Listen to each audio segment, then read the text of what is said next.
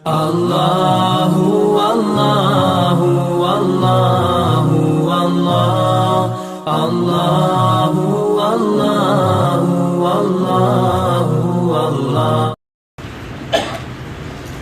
Allahumma salli ala sayyidina Muhammadin wa ala ali sayyidina Muhammad kama sallaita ala Ibrahim wa ala ali Ibrahim innaka Hamidum Majid. Allahumma barik ala Muhammadin wa ala ali Muhammad kama barakta ala Ibrahim wa ala ali Ibrahim innaka Hamidum Majid.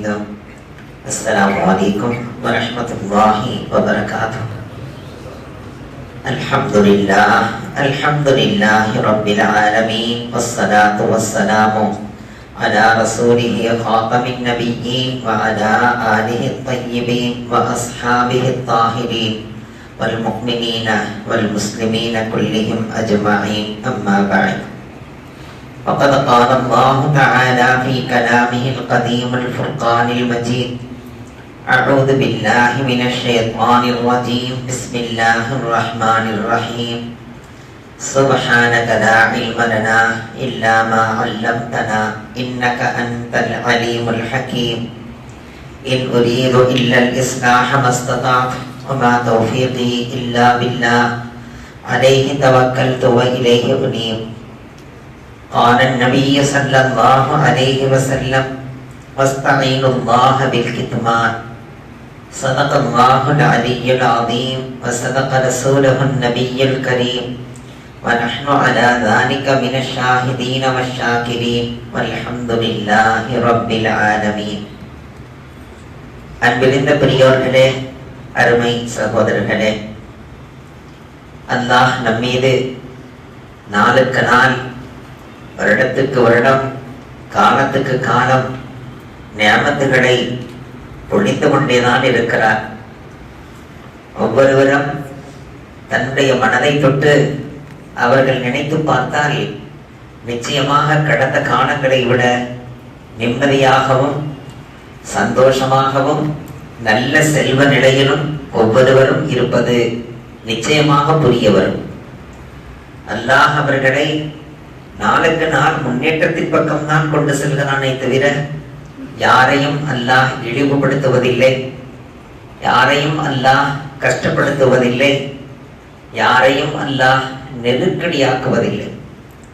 நம்முடைய தேவைகளும் நமது ஆசைகளும் நம்முடைய மேல் எண்ணங்களும் அதிகமாக இருக்கிற காரணத்தால் ரப்பு நமக்கு அதிகமாக தருவதும் கூட குறைவாகவே தெரிகிறது.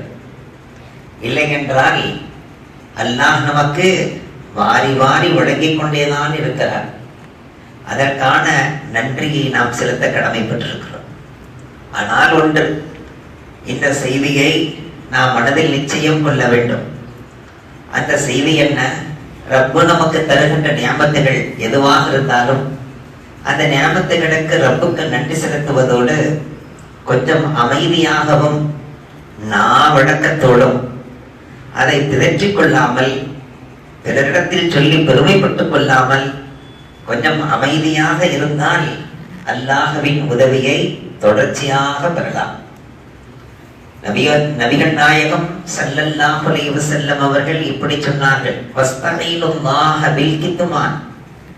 காரியங்கள் அனைத்தையும் கொஞ்சம் மறைத்து வைத்து ரப்பினுடைய உதவியை பெற்றுக் கொள்ளுங்கள், அல்லாஹ்வின் உதவியை பெற்றுக் கொள்ளுங்கள். அப்படி என்றால் அல்லாஹ்வின் உதவி, அல்லாஹ் का मदद कहाँ है? छुपी हुई चीज के अंदर है. மறைந்திருக்கும் விஷயத்தில் தான் அல்லாஹ்வின் உதவி வந்து சேரும்.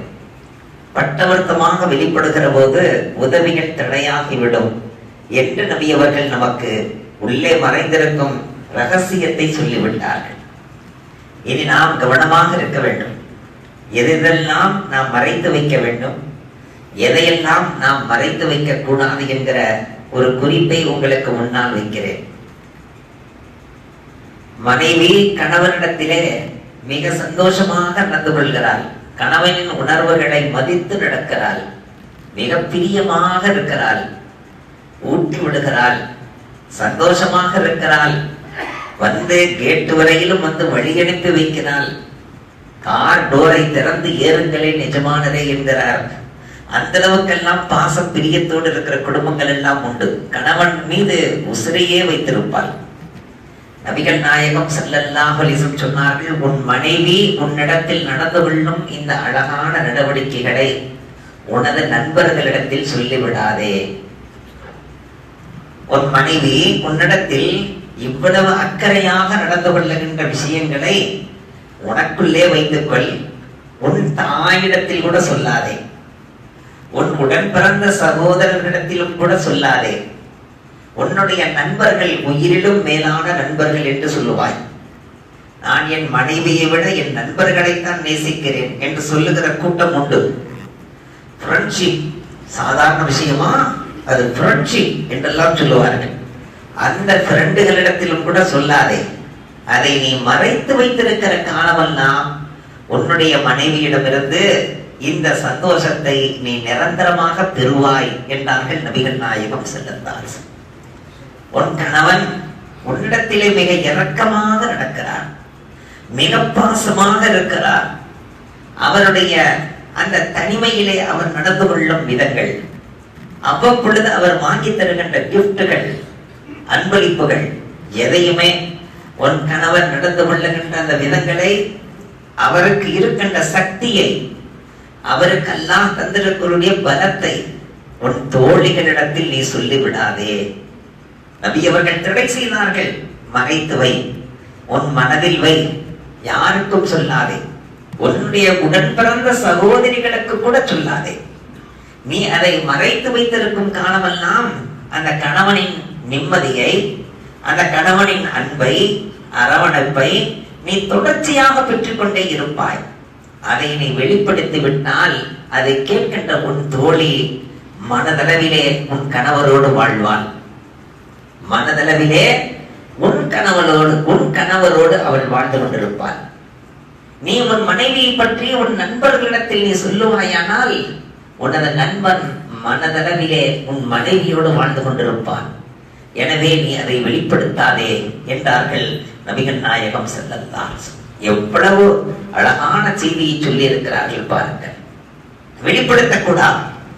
பெண் தேடிக்கொண்டிருக்கிறோம், மாப்பிள்ளை தேடிக்கொண்டிருக்கிறோம், யாருக்கும் தண்டோடு அடைக்க கூடாது.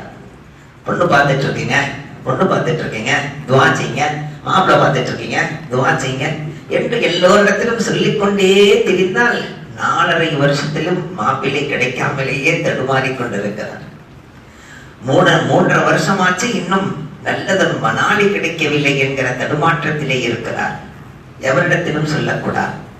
ரப்பிடத்தில் மட்டும்தான் சொல்ல வேண்டும். நமக்காக யார் துவா செய்வார்களோ, நமக்காக வருத்தப்படுவார்களோ, கவலைப்படுவார்களோ, உள்ளத்திலிருந்து அவர்களுக்கு சொல்லலாம்.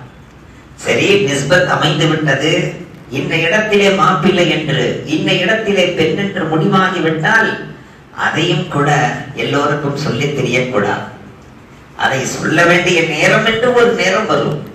அதை நாம் வெளிப்படுத்தித்தான் தீர வேண்டும். அலினோ நபி அவர்கள் சொன்னார்கள், வெளிப்படுத்துங்கள், எதெல்லாம் செய்யுங்கள், நிக்காக எதெல்லாம் செய்து முடியுங்கள் என்றார்கள். அந்த நேரத்தில் தான், அந்த பாயிண்டில் வைத்துத்தான் பலருக்கும் சொல்ல வேண்டுமே தவிர முன்கூட்டியே தன்னுடைய இப்படிப்பட்ட பொண்ணா எதிர்பார்க்கிறேன், இப்படிப்பட்ட மாப்பிள்ளையா நான் எதிர்பார்க்கிறேன், எதிர்த்தரப்பில் உள்ளவன் ரொம்ப ஆச்சரியமா இருக்கு, இவர் பார்த்தா இப்படி இருக்காரு, இவர் தேடுற மாப்பிள்ளை பொண்ணு இப்படி கிடக்கும், இவருக்கு எங்க கிடைக்க போகுது? இல்லை இல்லை, எதிர்த்தரப்பில் உள்ளவன் சந்தோஷப்படலாம், அல்லது சங்கடப்படலாம், அல்லது உங்கள் மீது பொறாமைப்படலாம், அல்லது உங்களது காரியம் நடக்கக்கூடாது என்று கல்பளவிலே அவன் வெறுக்கவும் செய்யலாம்.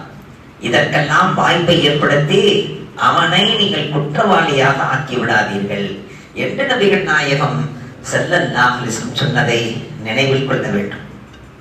அதே போன்றுதான் சிஹத், அல்லாஹ் நமக்கு வழங்கி இருக்கக்கூடிய நல்லதொரு சிஹத், ஆரோக்கியம். இது என்ன சாதாரண நியமத்தா? இந்த நியமத்து நீடித்திருக்க வேண்டுமா, நிலைத்திருக்க வேண்டுமா, இது காலத்தால் அழியாமல் நம்மோடு இருக்க வேண்டுமா என்றால் அனைவரும் சொல்லுவார்கள், மரணிக்கின்றவரை ஆரோக்கியம் வேண்டும் என்பார். அந்த மரணமும் ஆரோக்கியமாக நிகழ வேண்டும் என்பார்கள். மரணிக்கும் வரையிலும் ஆரோக்கியம் வேண்டும், மரணமும் ஆரோக்கியமாக நிகழ வேண்டும், மரணத்திற்கு பிறகுள்ள வாழ்க்கையும் ஆரோக்கியமாக இருக்க வேண்டும். அல்லாஹ்வை சந்திக்கிற நேரத்திலேயும் அந்த சந்திப்பும் ஆரோக்கியமாக இருக்க வேண்டும். அந்த அளவுக்கு ஆரோக்கியத்தை நாம் எதிர்பார்க்கிறோம். அப்படி என்றால் அந்த ஆரோக்கியத்தை நாம் எந்த அளவுக்கு மறைத்து வைத்திருக்கிறோம், வெளிப்படுத்துகிறோம்? நினைவில் கொள்ளுங்கள், நபிகள் நாயகம் ஸல்லல்லாஹு அலைஹி வஸல்லம் அவர்கள் சஹாபாக்கள் கூடியிருந்த மஜ்லிஸிலே வைத்து அல்லாஹ் ஒரு மனிதனுக்கு தருகின்ற நோய் நொடிகள், அதன் மூலமாக அவன் செய்கின்ற பாவங்களை எல்லாம் மன்னித்து விடுகிறான். அதிலும் குறிப்பாக ஜுரம் வந்து விட்டால் அவனது அனைத்து பாவங்களையும் மன்னித்து அவனை பரிசுத்தப்படுத்தி விடுகிறான். அதிலும் அவனுக்கு இரத்தங்கள் ஏதேனும் கெட்டு கிடந்தால் இப்படியே வருகிறது, அந்த இரத்தங்களை எல்லாம் புதிய இரத்தங்களாக மாற்றி, அந்த இரத்தம் கெட்டிருந்த காரணத்தால் உடல் மெலிந்து தேகம் மெலிந்து அவனுடைய மேல் தோள்கள் எல்லாம் மாற்றமடைந்திருந்தால் இரத்தத்தை சுத்தப்படுத்தி அதன் மூலமாக அவனது தோள்களுக்கு மெருகை ஏற்படுத்தி, ஹதீஸுடைய வாக்கியத்தை தர்ஜுமாவாக சொல்லிக் கொண்டிருக்கிறேன், அவனது உடலுக்கு மெருகேற்றி அவனது உற்சாகத்தை அதிகப்படுத்தி, இம்யூனிட்டி, அதைத்தான் நபி அவர்கள் அப்படி சொல்கிறார்கள், அவனுக்கு உற்சாகத்தை அதிகப்படுத்தி புதியதொரு வாழ்க்கையை அல்லாஹ் தந்து விடுகிறான் என்று சொன்னபோது ஒரு சஹாபி எழுந்தார். யா ரசூலல்லாஹ், ஜுரம் என்றால் என்ன? எனக்கு தலைவலி கூட வந்ததில்லை யா ரசூலல்லாஹ் சொன்னார். ஜுரம் என்றால் என்ன?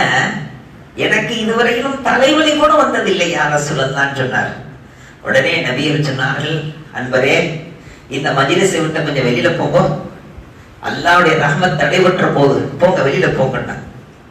அப்படி என்றால் ஒரு மனிதன் தன்னுடைய சிஹத்தின் மீது பெருமை கொண்டு எல்லோருக்கும் சொல்லுகிறான், கொஞ்சம் பார்த்து சாப்பிடுங்க, அதெல்லாம் ஒண்ணு நீங்க கவலைப்படாதீங்க, ஜப்பான் மிஷினை அதெல்லாம் சரியா இருக்கும், கவலைப்படாது. தன்னுடைய மோட்டரை, தன்னுடைய மிஷினை, எங்க அல்லாஹ் தந்திருக்கக்கூடிய அந்த குடலை ஜப்பான் மிஷின் என்றும், அது எந்த வகையான ஃபால்ட்டுக்கு ஆளாகாதுன்னு சொல்றான். அன்னைக்கு வந்த ஃபால்ட்டு தான், மவுத்துல தான் கொண்டு போய் நிப்பாட்டுச்சு. அப்ப மனிதன் அதை வெளிப்படுத்துகிற நேரத்தில் அதனுடைய தண்டனையை உடனே பெற வேண்டியது வந்துவிடும். காரணம், எதிர்த்தரப்பில் உள்ளவன் அதை கேட்கிற போது காலமெல்லாம் நமக்கு வயிற்றுல பிரச்சனை, இவனுக்கு வயிற்றோட்டமே வந்தது இல்லையா, இதுவரைக்கும் ஜப்பான் மிஷினா இருக்கிறதுனால எதை சாப்பிட்டாலும் ஜெயிக்கிறான், இப்படி எல்லாம் குடல் இருக்கு, நமக்கு தான் இப்படி இருக்கு. அவன் ஏங்குவான், அவன் கவலைப்படுவான், சில நேரங்களில் எரிச்சல் படுவான், ஆத்திரப்படுவான், அதுவெல்லாம் நம்மை அட்டாக் செய்யும். எனவே நீங்கள் அதை வெளிப்படுத்தாதீர்கள் என்றார். அதே போன்றுதான், அப்படி என்றால் எப்படி வெளிப்படுத்துவது? எப்படி இருக்கிறீர்கள்? கைரியா அப்படிங்கட்டா அல்ஹம்துலில்லாஹ், கைசே ஹோத்தா, கைசே ஜாத்தா, அல்ஹம்துலில்லாஹ், ठीक ठाक, क्लीना போகுது, அல்ஹம்துலில்லாஹ், கரெக்டா போகுது.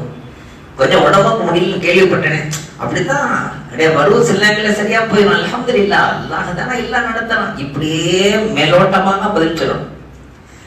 இருந்துச்சு, உடம்பு செல்லாம இருந்துச்சு, ஆனா அந்த மாதிரி இருக்க விடுவோமா நம்ம? அதுக்கான ஏற்பாடு செய்து ட்ரீட்மெண்ட் பார்த்து இன்னைக்கு எப்படி இருக்க பாருங்க, தேக்குங்க, சும்மா இல்லைங்க, கட்டங்க, இப்படிலாம் சொல்லக்கூடாது. தன்னை தானே தேக்கு என்றும், தன்னை தானே கட்டை என்றும், தன்னை தானே மிஷினரி என்றும் சொல்லக்கூடாது. ரப்பு தருகின்ற தேகம் அது மிகப்பெரிய ஞாபகத்தை சார்ந்தது. அல்ஹம்துலில்லாஹ் ஒற்றை வார்த்தை, சுப்ஹானல்லாஹ் ஒற்றை வார்த்தை அனைத்தையும் சரியாக்கிவிடும். ஒரே வார்த்தை அல்ஹம்துலில்லாஹ். எப்படி இருக்கு? அல்ஹம்துலில்லாஹ். உடம்பு கொஞ்சம் முடியாம, அல்ஹம்துலில்லாஹ் சரியாயிடுச்சு. எப்படி போயிட்டு இருக்கு? அல்ஹம்துலில்லாஹ். அந்த இடத்தை விட்டு நகர்றதுக்கு தான் பார்க்கணும். ரொம்ப கேள்வி கேட்கிற மாதிரி தெரிஞ்சிச்சு, அந்த இடத்தை விட்டு நகர்றதுக்கு தான் பார்க்கணும். அஸ்ஸலாமு அலைக்கும், துஆ செய்யுங்க, இன்னொரு நேரத்தில் சந்திப்போம், பேசுவோம் அப்படின்னு இருக்கிறார். ஏனென்றால் இவர் முன்கர்ணிக்கராக வந்திருக்கிறார் என்பதை புரிந்து கொள்ளணும். நபிகள் நாயகம் ஸல்லல்லாஹு அலைஹி வஸல்லம் சொல்கிறார்கள், அல்லாஹ் உமக்கு தருகின்ற நியாமத்துகளிலே மிகப்பெரிய நியாமத் காரோபார். அல்லாஹ் தருகின்ற மிகப்பெரிய ரிஸ்கினுடைய பாதை அவனுக்கு வருகின்ற வஜீவனத்தின் பாதை, அவனது கொடுக்கல் வாங்கல் வியாபார ஸ்தலங்கள்.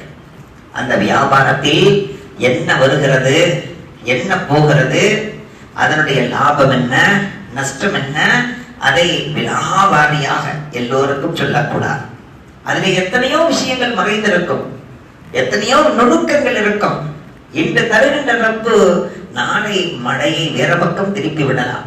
எனவே விலாவாரியாக சொல்லக்கூடாது. ஆனால் சொல்லலாம், துவா செய்யுங்க, கொஞ்சம் முடக்கமா இருக்கு, துவா செய்யுங்க சொல்லலாம், தப்பில். நல்லோர்கள் பெரியோர்களிடத்திலே நமக்காக துவா செய்வார்கள் என்கிற போது நிச்சயமாக சொல்லலாம். ஆனால் தான் வந்த பாதைகளை எல்லாம் விலாவாரியாக சொல்லக்கூடாது. ஒரு நாளைக்கு இவ்வளவு எனக்கு கிடைக்குது, ஒரு நாளைக்கு இவ்வளவு நான் பேங்க்ல போடுறேன், ஒரு நாளைக்கு இவ்வளவு தெளிவா சொல்லிட்டு இருக்க கூடாது. எதிர்தரப்பில் உள்ளவர் கஷ்டப்பட்டு வியாபாரம் செய்வதாக இருப்பார்.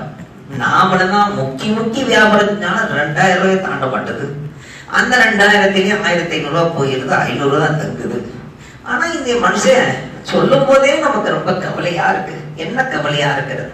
சும்மா சாதாரணமான நாட்கள்லயே ஒரு 2-3 லட்சம் சாதாரணமா வரும்.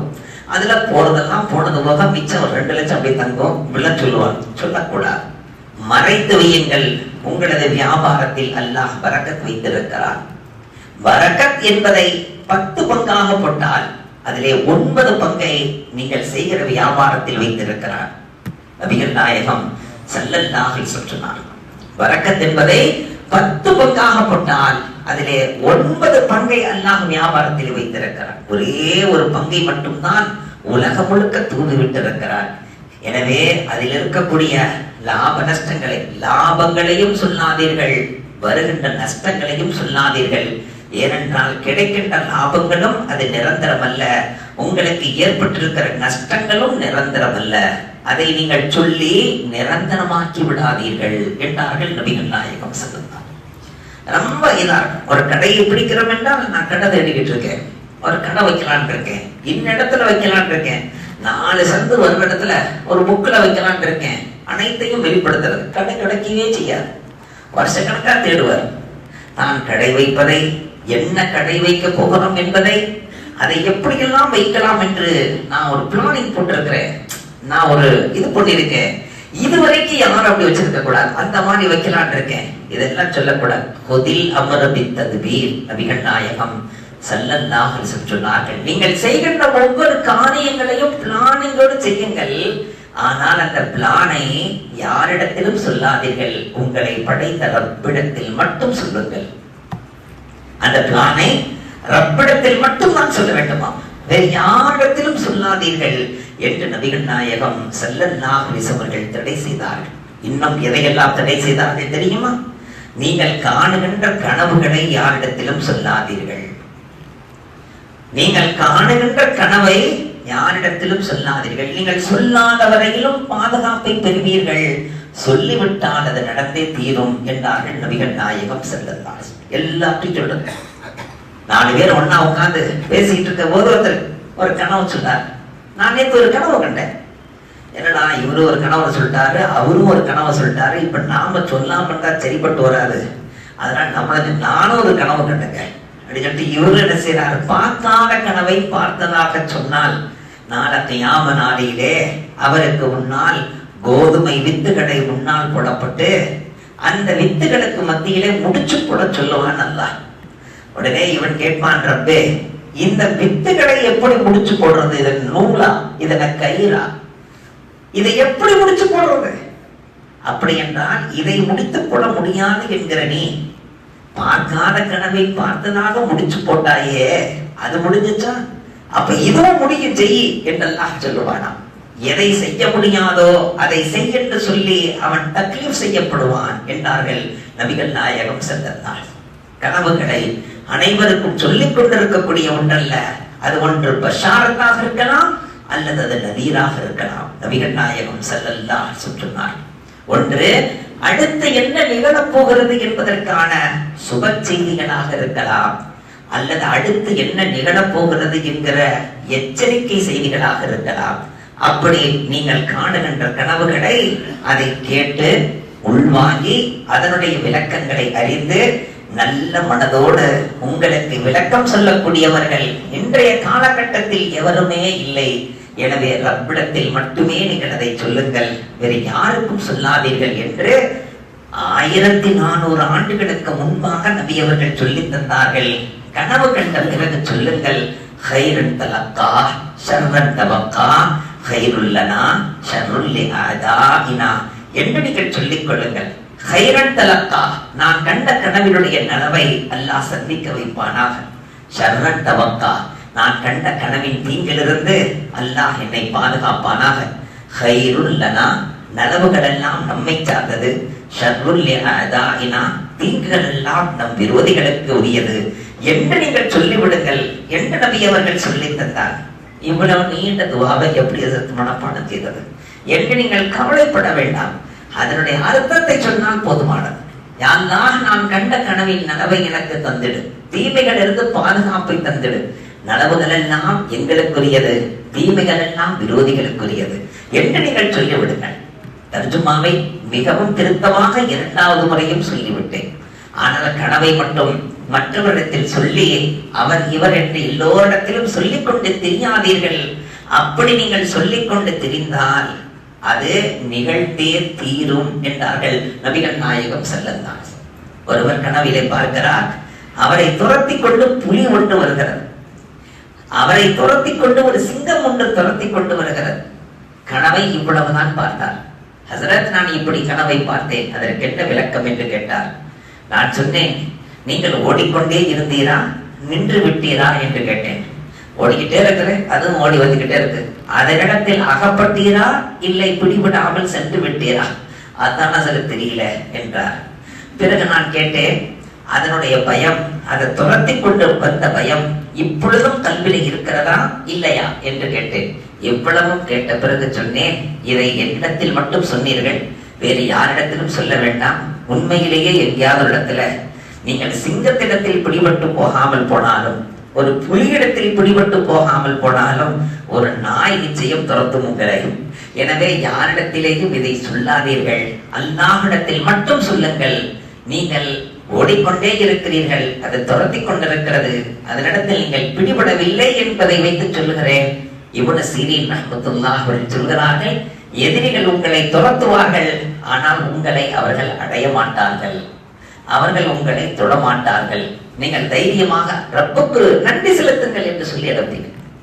இப்படியாக கனவை எப்படி யாக்கூப் அலைஹிஸ்ஸலாத்து வஸ்ஸலாம் அவர்களிடத்திலே மகனார் யூசுப் அலைஹிஸ்ஸலாத்து வஸ்ஸலாம் அவர்கள் நான் கனவு கண்டேன் என்று சொன்ன போது, மகனே, இந்த கனவை உன் சகோதரர்களிடத்தில் கூட சொல்லிவிடாதே, உன் சகோதரர்கள் சதித்திட்டம் தீட்டி விடுவார்கள், வேண்டாம், அதை வெளிப்படுத்தி விடாதே என்றார். நபிமார்களுடைய காலத்திலே நபிமார்கள் பெற்றெடுத்த பிள்ளைகளின் விஷயத்திலேயே இந்த அளவுக்கு என்றால் நமது இல்லை என்ன? எனவே இதிலே நாம் கவனம் செலுத்த வேண்டும். சரி, இத்துணை செய்திகளை உங்களுக்கு முன்னால் வைத்திருக்கிறேன், வெளிப்படுத்தாதீர்கள் வெளிப்படுத்தாதீர்கள் என்று. ஆனால் வெளிப்படுத்தியே ஆக வேண்டிய சில செய்திகள் உண்டு. அதை நாம் வெளிப்படுத்தாமல் இருப்பதுதான் வருத்தமாக இருக்கிறது. அது என்ன? திடீரென ஒரு நாள் வந்தான், அமர்ந்திருந்தேன், ஹசரத் என்று கை கொடுத்தான், முசாஃபஹா செய்தேன். நான் மிகுந்த ஆர்வம் காட்டவில்லை என்று நினைத்துக் கொண்டார். ஏனென்றால் அவர் உம்ராவுக்கு போயிட்டு வந்தது எனக்கு தெரியாது. ஏனென்றால் சொல்லி இருந்தால் நிச்சயமாக பார்த்த மாத்திரத்தில் அடடே உம்ராவுக்கு போயிட்டு வந்தீங்களே டக்குன்னு எதிர்த்து கட்டி பிடிச்சு முசாஃபஹா முஆனகா செஞ்சிருக்கலாம், நமக்கு தெரியல. சரி, ஆண்டரி ஒரு கை கொடுக்கிறாருன்னு முசாஃபஹா செய்தேன். பிறகு ஏன் என்னை முஆனகா செய்ய நீங்கள் முன் வரவில்லை என்பதை வெளிப்படுத்தும் வகையிலே நான் உம்ராவுக்கு போயிட்டு வந்தேன் சொன்னார். அப்பொழுதுதான் நான் எதையும் சொல்லவில்லை, முஆனகா செய்து அனுப்பினேன். ஆனால் நாம் நன்மைகளை பெறுகின்ற இந்த மிக உயர்ந்த அமலை செய்கிற நேரத்தில் கமுக்கமாக செய்கின்ற அமல் அல்ல இது. இதே மறைத்து செய்ய வேண்டிய அமல் அல்ல.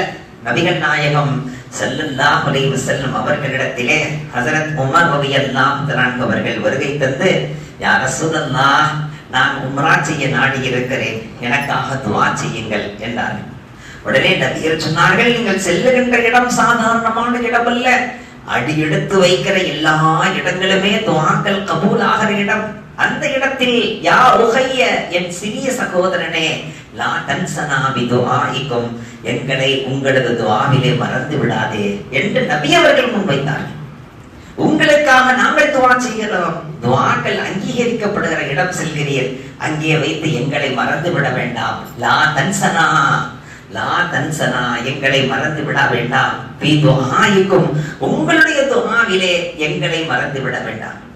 ஹஸரத் உமர் ரலியல்லாஹு அன்ஹு சொல்றாங்க, வாழ்நாள் முழுக்க எனக்கு எதிலேயும் கிடைக்காத சந்தோஷம் அந்த ஒற்றை வாக்கியத்தில் எனக்கு கிடைத்தது. என்னை பார்த்து துவா செய்யுங்கன்னு சொன்னாங்க ஸல்லல்லாஹு அலைஹி வஸல்லம். என்னை பார்த்து துவா செய்யுங்கன்னு சொன்னாங்க. துவாவுல மறந்துடான்னு சொன்னாங்க. யா அல்லாஹ், இது சொல்லி சொல்லி சந்தோஷம் அடைந்தார்கள் ஹஸரத் உமர் ரலியல்லாஹு அன்ஹு. எனவே சொல்லி செல்ல வேண்டிய பயணம் இந்த பயணம் என்பதை நாம் மறந்து விடக்கூடாது. யா ரசூலல்லாஹ், நான் பஸ்ராவுக்கு போகிறேன், துஆ செய்யுங்கள் என்று வந்தார் ஒரு சஹாபி நபித்தோழர். பஸ்ராவுக்கு போகிறீர்களா? போங்க. பஸ்ராவுடைய வெளிப்பாகத்திலேயே போயிட்டு அங்கேயே உங்களுடைய தேவைகள் எல்லாம் முடிச்சுக்கிட்டு அப்படியே வந்துருங்க. ஊருக்குள்ள போகாதீங்க. ஊருக்குள்ளே இப்படிப்பட்ட இடங்களும் உண்டு. அங்கே நீங்கள் நடந்தால் மண் உங்களை இழுத்துக் கொள்ளும், பூமி உங்களை இழுத்துக் கொள்ளும். அப்படிப்பட்ட பூமிகள் அங்கே இருக்கிறது. எனவே நீங்கள் பஸ்ராவினுடைய உள்பகுதிக்கு போகாதீர்கள். பஸ்ராவினுடைய வெளி ஓரங்களிலேயே சென்று உங்களது தேவைகளை எல்லாம் முடித்துக் கொண்டு வாருங்கள். அப்படி நீங்கள் ஓரப்பகுதியில் செல்லும் போது அங்கே ஒரு பள்ளி இருக்கிறது. அந்த பள்ளியிலே 2 ரக்காத்தை தொழுது அந்த நன்மையை எனக்கு சேர்த்து வையுங்கள் என்றார்கள் நபிகள் நாயகம் ஸல்லல்லாஹு அலைஹி வஸல்லம். அப்படி என்றால் என்ன தெரிய வருகிறது? நற்காரியங்களை செய்கிற நேரத்திலே அதை நல்லோர்கள் யாரேனும், அனைவரிடத்திலும் அல்ல, எல்லாத்தையும் சொல்லிட்டு தெரிஞ்சோம்னா அந்த அமல் கூட செய்ய முடியாமல் போகும். ஒருவர் சொல்லுகிறார், நான் கரெக்டா 3:30 எந்திரிச்சிருவேன். தஹஜ்ஜுத் 3:30 தஹஜ்ஜுத் நடத்தும், எந்திரிச்சிருவேன், கரெக்டா எந்திரிச்சிரு சொன்ன அன்னைக்கு தூங்க வச்சிருவாங்க. அதை நாம் என்று நாம் சொல்லுகிறோமோ அன்றைய தினம் குறைந்தது அந்த ஒரு இரவாவது தடைபட்டு போகும். மீண்டும் அல்லாஹ் நசீபாக்கி விடலாம். அதை வெளிப்படுத்துகிற நேரத்திலே அந்த அமலை அல்லாஹ் செய்ய முடியாமல் ஆக்கி விடுகிறான். நீ எனக்காக செய்ததை என் பிறருக்கு சொல்லி மகிழ்ச்சி அடைகிறாய், எனக்குத்தானே செஞ்சுதான் செய்தாய். நீ அந்த நேரத்தில் எழுந்தது எனக்காகத்தானே, பிறகு மற்றவரிடத்தில் சொல்லி அதனுடைய கண்ணியத்தை தேட பார்க்கிறாயே. நீ எனக்காக எழுந்ததற்கு நான் அல்லவா உனக்கு கண்ணியம் தர காத்திருக்கிறேன். நீ எதற்காக அவரிடத்தில் சொல்லி கண்ணியம் தேடுகிறாய்? எனவே வேணாம்ப்பா, நமக்கு உனக்கு டீலிங் வேணாம்ப்பா, நீ எந்திரிக்காதப்பா, நீ எந்திரிக்கவே வேணாம், நீ தஹஜ்ஜுத் தொழ வேணாம், தூங்கு என்று தூங்க வைத்து விடுவான் என்று சொன்னார். நாம் செய்கின்ற தர்மங்களும் அப்படித்தான். யாருக்கும் சொன்னால் தர்மங்கள் தர முடியாமல் ஆக்குவான். நாம் செய்த அமல்களை செய்தால் சொன்னால் செய்ய முடியாமலாக்கி விடுவான். எனவே அல்லாஹ் மிகவும் மகீரத்தானவன். நபி அவர்கள் சொல்கிறார்கள் ஸல்லல்லாஹு அலைஹி வஸல்லம், அல்லாஹ் மிகவும் ரோஷமானவன். நானும் ரோஷமானவன் தான். யார் சொல்றார்? தன்னை சொல்கிறார். நானும் ரொம்ப ரோஷமானவன், ஆனா என்னை விட ரொம்ப ரோஷமானவன், என்னை விட ரொம்ப ரோஷமானவன் அல்ல. எனவே அல்லாஹ்விடத்தில் அந்த ரோஷத்தை மதித்து நடங்கள் என்று சொன்னார்கள் ஸல்லல்லாஹு அலைஹி வஸல்லம். எனவே வெளிப்படுத்தக்கூடாது. கிதாபிலே பார்க்கிறேன், ஜுனைதுல் பக்தாதி ரஹ்மத்துல்லாஹி அலைஹி அவரிடத்திலே அவர்களுடைய முரீதீன்களில் ஒருவர் வருகிறார். அவர்களுடைய முரீதீன்களிலே ஒரு மாணவர் வருகிறார். வந்தவர் சொன்னார், ஹஸ்ரத் ஹஜ் கா இராதா ஹை என்றார். என்ன சொன்னார்? ஹஜ் கா இராதா, ஹஜ் செய்யலாம் நாடி இருக்கேன், துஆ செய். உடனே நபி டேரக்டர் இல்லங்க என்று தன்னுடைய டிராவை திறந்து டிராவுக்குள்ள இருக்கக்கூடிய ஒரு பண முடிப்பு, அதுக்குள்ள எவ்வளவு இருக்கு என்ன இருக்குன்னு தானும் பார்க்கல, அந்த மாணவரும் பார்க்கல. எப்படியாப்பட்ட மாணவரா இருக்கணும், எப்படியாப்பட்ட உஸ்தாதாக இருக்கணும். அதை அப்படி திறந்து எவ்வளவு இருக்குன்னு பார்த்துட்டு கொடுப்போம். அதிகமா இருந்து 4-5 எடுத்து வச்சுக்கிட்டு தாங்க கொடுக்கலாம். இல்லை, உள்ள இருக்கிறத அப்படியே முடிச்சு போட்ட மேலே இருக்கு, அதை முடிச்சோட அப்படியே அவர் கையில கொடுத்து ஹஜ் கா இராதா கரேஹே ஆப்கோ காம் ஆயேகா, இது உங்களுக்கு பிரயோஜனமா இருக்கும், தேவைக்கு உதவும் அப்படின்னு கையில கொடுக்கிறார். அந்த மாணவர் அதை வாங்கி கொண்டார். போயிட்டு வாங்கிட்டுனா அல்லாஹ் சலாமத்து போங்க. உடனே அதை வாங்கிட்டு போனார். போனவர் கரெக்டா ஹஜ் எல்லாம் முடிச்சுக்கிட்டு மீண்டும் ரிட்டர்ன் வந்தார். அந்த பண முடிப்பை அப்படியே எடுத்துக்கிட்டு வந்தார். வந்து கையில வச்சுக்கிட்டு நின்றார். அதில் கேட்டாங்க, என்ன ஆச்சு, என்ன ஆகணுமா? நான் இங்கிருந்து போனேன், பாதையை கடக்கவில்லை, ஒரு காபிலா வந்தது. அந்த காபிலா வாசிகளுக்கு சலாம் சொன்னேன், அஸ்ஸலாமு அலைக்கும் வஅலைக்கும் அஸ்ஸலாம், எங்கே போய் கொண்டிருக்கிறேன்? ஹஜ்ஜை நான் நாடி இருக்கிறேன், எங்களோடு வர முடியுமா என்று கேட்டார்கள். வர தயாராக இருக்கிறேன் என்றேன். எங்களிலே வந்த ஒருவர் இறந்து விட்டார், அவருடைய வாகனம் மீதமாக இருக்கிறது, அதிலே வருகிறீர்களா? வாகனத்தில் ஏறிக்கொண்டேன். அங்கே சென்று அனைத்தையும் செய்து முடித்து மீண்டும் என்னை கொண்டு வந்து இதே இடத்தில் விட்டு விட்டு செல்கிறார்கள். ஒரு பைசா செலவாகவில்லை, ஒரு தானியம் நான் வாங்கவில்லை, அனைத்தையும் அவர்களே கவனித்துக் கொண்டார்கள் என்று சொன்னார். உடனே ஹஸரத் அவர்கள் சொன்னாங்க, பணம் முடிப்பீங்கன்னு கேட்டாங்க. இங்க கொடுங்க, உங்களை மாதிரி இன்னொருத்தர் ஹஜ்கா இராதாத்தி யாகம் வந்தா அவர் கையில கொடுக்கணும், அதனால கொடுங்கன்னு சொல்லிட்டு வாங்கி கொண்டார்கள்.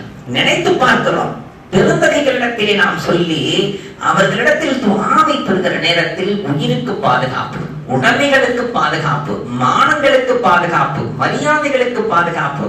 என் தந்தை அவர்கள் தன்னுடைய உஸ்தாதனா ஷம்சுல் அவர்களிடத்திலே சென்று நம்பரல்லாஹு மர்கதஹு சென்று நான் ஹஜ்ஜுக்கு செல்கிறேன் என்று சொன்ன போது ஒரு 100 ரூபாய், அந்த காலத்திலே கிட்டத்தட்ட 40 ஆண்டுகளுக்கு முன்பாக 100 ரூபாய் எடுத்து, ஜெல்லாபுதீன் இதை கையில வச்சுக்கப்பா, இதுல நீ என்ன செய்யணும் தெரியுமா, வெறும் ஜூஸ் மட்டும்தான் வாங்கிக்கணும், அந்த தவாஃப் செய்யற நேரத்துல மயக்கமா வந்துச்சுன்னா குடிச்சுக்கணும் என்று கொடுத்தார்களா?